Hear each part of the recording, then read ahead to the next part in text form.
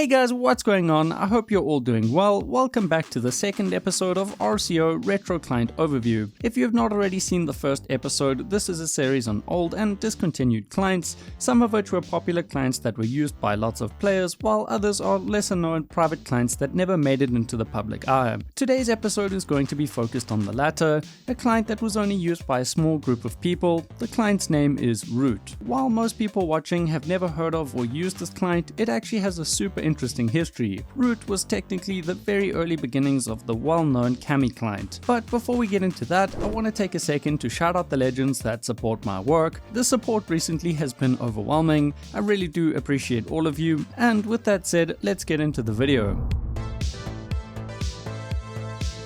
Okay, so before we get into the offered modules and into the client's history, I want to give you a basic client background. As I mentioned in the first episode, Root and all of these clients on screen now were kindly given to me by UFO Crossing.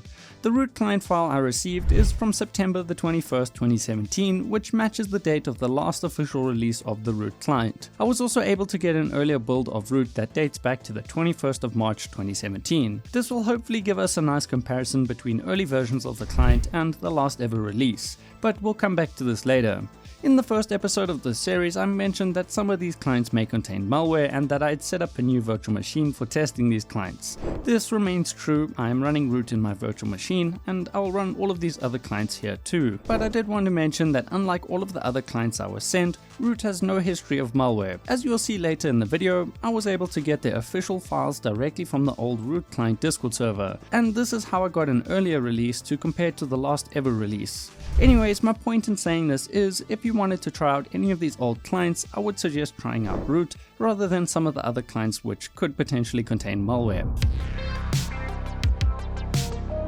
Let's start by taking a look at Root 3.1, which was released on the 21st of March 2017, making it 7.5 years old. This version of the client is made for Minecraft 1.11, and back then the Minecraft Coder Pack, also known as MCP, was more popular than loaders like Forge. The Root client was made with MCP and cannot be installed as a mod like modern clients, but rather it is installed by replacing the Minecraft jar file with the client jar file. This may seem kinda weird now, but it is just how clients work back then. The default keybind for opening the client's GUI is Y. The first thing I noticed after opening the client's GUI was the number of available modules. Xtolf from the first episode offered around 35 different modules, while the Root client offers its users around 50 different modules. Root 3.1 was also released a whole month before that version of Xtolf, so clearly the client offered more than what was publicly available at the time.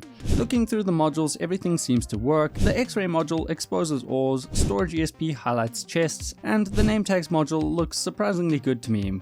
I like how the opposing player's items are rendered, though the enchants are a little hard to read. When it comes to PvP modules, Kill Aura works and attacks any nearby hostile mobs, and the Auto Crystal module can place and break end crystals, making it much stronger than other clients at the time. While none of the modules offer any settings through the GUI, a few of the modules are customizable through commands, and all of the modules can be bound to a key with the -bind command. I did also notice some strange behavior with the HUD module. In the GUI you can move a window around and pin them to make them visible, but if you enable the HUD module you will see both the HUD windows and the duplicated ones that you pinned in place. Now, with these observations in mind, let's take a quick look at the last ever release of the Root client. This is Root 3.5.8.2 for Minecraft 1.12.2, with this release being 6 months older than the Root 3.1, which we just looked at. The client is still based on MCP and again is installed by replacing the Minecraft jar file. Immediately you will notice changes to the GUI, with the client now offering close to 90 different modules. There is a new World tab and a few more HUD windows that can be pinned in place. The client also offers GUI themes now with 3 different skins for the client. This is super cool and not something I expected to see in any of these old clients. Looking through the modules again, all of the modules feel more refined. A good example that was actually pointed out to me by P529 is the attention to detail in modules like storage ESP. When you get close to a container, the ESP fades out, which just makes so much sense. There are also a lot of new modules, from no render to scaffold, and all of these modules have keybind settings available through the GUI now. And some of the modules like Crystal Aura, for example, offer settings through the GUI, making the modules easier to configure. Root also offers a sort of hidden feature. If you run the -taa command, you will see the message Travel Autist Assistant frame now visible. When you open the GUI, you will see a new window. Here you can specify coordinates and then you can click lock on target. The client then locks your POV in the direction of the coordinates you specified. Then when you click start, the module will auto walk to the specified coordinates. The client also calculates how long it'll take to get to the coordinates at the current speed and shows this in the TAA window. This is from a time before Baritone, and the module was apparently very helpful for AFK traveling, allowing some of the root client users to reach the 2B2T world border by flying under the nether floor. The lore behind this module is pretty funny. Peaky, one of the few users with access to the client, asked 086, the creator of the root client, to make a new module called TAA. Peaky even made a mock-up to show exactly how he wanted it to look. He offered $20 for the job and paid $10 up front. The module was created and it ended up looking and functioning almost exactly like the mock-ups, but the remaining $10 was never sent to 086. Overall, the root client is much more complete feeling with all of the basic modules any Anarchy player would need to thrive. I am genuinely so surprised at how feature-rich and functional the client was when it only had a small user base of between 10 to 15 players. Free clients at the time had bigger user bases but felt less complete and offered less features, so I can only imagine the advantage Root must have given its users. Looking online, there's basically no documentation or information covering the root client. One of the only places it is even mentioned is on the 2B2T wiki, on a page dedicated to 086 who created the root client. This post lists root as a now discontinued private client used by roughly 15 players. This is not exactly the most interesting or helpful description. This video would have been very short and boring if that is all that I could find, but luckily I was added to a group DM with 086, the literal creator of the client, along with UFO Crossing and P529, both players who had access to and used the client back when it was being developed. After speaking to everyone in this group, I was given a detailed client history and enough old client media for a full client documentary. Sometime in 2016, 086 started working on a private client named Palladium. This client was never seen or used by anyone other than 086 himself. Palladium was apparently super basic and more of a proof of concept than a well thought out or functional client. Later, on the 17th of December 2016, 086 officially started working on a new project, the root client. 086's main interest in 2B2T was the lack of rules, more specifically the idea that the player with the best exploits or speed hacks had a significant edge over other players. The thrill of this competition, combined with the challenge of outdoing other client developers, is what drove 086 to create and maintain the root client. His goal was clear: develop the most powerful and capable client, granting himself and a few select players a distinct advantage on 2B2T.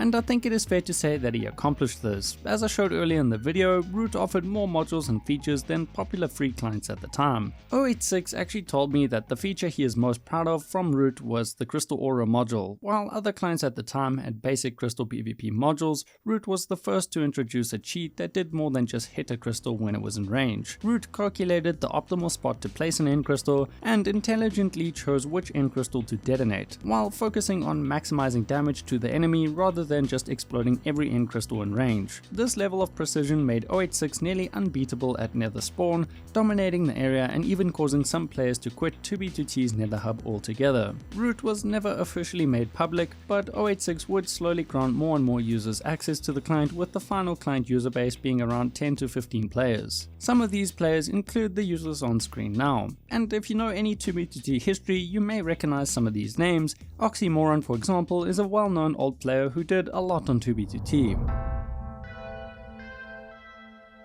A bit later, on August the 23rd, 2017, users in the Root client Discord server started talking about a new hacked client. 086 stated that he was going to name this new client Cami. When asked what is restricting Root right now, 086 replied with the following: "I can't obfuscate it and nobody knows why. Root is incompatible with Forge and Root suffers from performance issues. As we established earlier, Root was based on MCP and not compatible with Forge, and with the release of Minecraft 1.12.2, Forge was growing in popularity popularity and offered more for developers. So while I'm not sure on the exact date, it was around this time that development on the Kami client would begin. The Kami client still exists on GitHub today. The client had 21 contributors and the repository had almost 250 stars. Kami was later forked and continued as Kami Blue, which became an even bigger project with around 75 contributors, and then this was again forked and continued as Lambda, which once again became even bigger with around 100 contributors. I am not going to get into the full history of Kami, I will leave that for another video, but I did want to mention one last thing.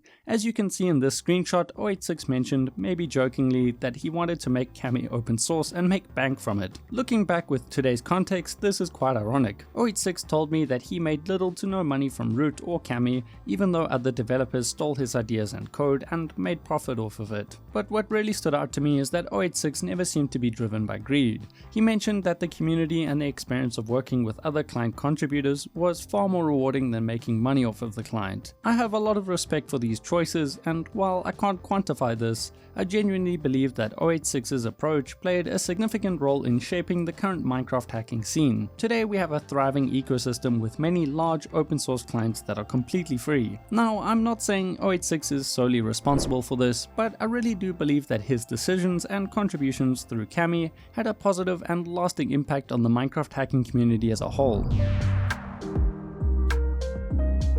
Going back to the Root client, on October the 1st, 2017, just 10 days after the last release was posted, there would be some drama in the Root client Discord server. Here is what I make of this drama. Peaky, one of the few Root client users, was sent an unnamed client that supposedly contained some coordinate exploit.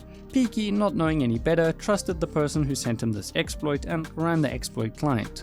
086 would later look at this client to see if it was ratted, and this is where he found out that the so-called exploit client was actually designed to steal the Root client. When Peaky ran the exploit, the client downloaded Root from his computer and sent it to the creator of the exploit client. After this incident, 086 moved his focus to the Kami client, with no further updates ever being pushed to the Root client.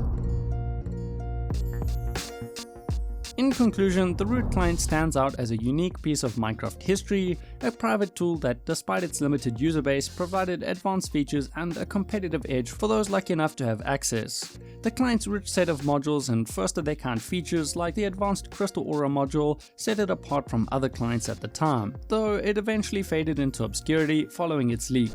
The legacy of Root lives on through its successor Kami, which I think has had a profound impact on the Minecraft hacking community. Root was much more than another hack client. It was a project driven by passion, innovation, and a desire to push the boundaries of what was possible within the game. While the client only existed for a short time with a few users, its influence can still be felt in the clients that followed. If you have any other old or obscure clients that you think deserve their own episode of RCO, my Discord DMs are open and I'd love to chat. I also think it would be cool to preserve the history of the Root client by adding this story to the 2B2T wiki. I've included my full video script and all of the screenshots from the video in the description down below for anyone that wants to do that. Anyways, that is more than enough rambling for one day. If you enjoyed the video, please consider leaving a like and subscribing if you haven't already. Thanks for watching. I've been your boy KiLAB. Peace in the Middle East.